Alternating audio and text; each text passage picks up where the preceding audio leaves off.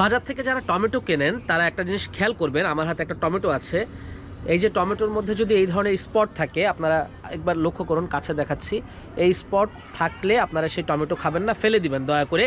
আপনি এখনই আসলে চেক করতে পারেন আপনার ফ্রিজে এই ধরনের আসলে টমেটো আছে কিনা, এরকম দাগওয়ালা মানে ছিদ্রওয়ালা, এই ছিদ্রওয়ালা টমেটো ভুলেও খাবেন না, কারণ এগুলো আসলে সাপ এখানে তার বিষদাঁত ঢুকিয়েছে। একদম সত্যি কথা, সাপের বিষদাঁত ঢুকেছে। সাপ যখন আসলে বাইট করে, আমি নিচে একটা ছবি দিয়ে দিচ্ছি, এরকম রসালো যেসব সবজি আছে বা ফলমূল আছে, এগুলোতে আসলে সাপ বাইট করে। যখনই আসলে সে যখন চলাফেরার পথে দেখে, সে যদি তৃষ্ণার্ত থাকে বা তার যদি মনে হয় এখানে সে বাইট করবে, বাইট করে দেয়। তো এর ফলে আসলে কি হয়, অনেক সময় এইগুলোর ভিতরে সাপের বিষ থেকে যায়। যদি আপনি খান বা আপনার পরিবারের সদস্যরা খান বা রান্নার সাথে যদি এগুলো চলে যায়, তখন একটা সমস্যা হতে পারে। তো কোনোভাবেই আসলে এই ধরনের ছিদ্রযুক্ত দেখেন, আপনি দেখেন সাপের যেই বাইট করার যে জায়গাটা, দুটো ছিদ্র হয়ে আছে, একটা না প্রায় কয়েকবার বাইট করেছে, যার কারণে আসলে এখানে 3টা ছিদ্র দেখা যাচ্ছে।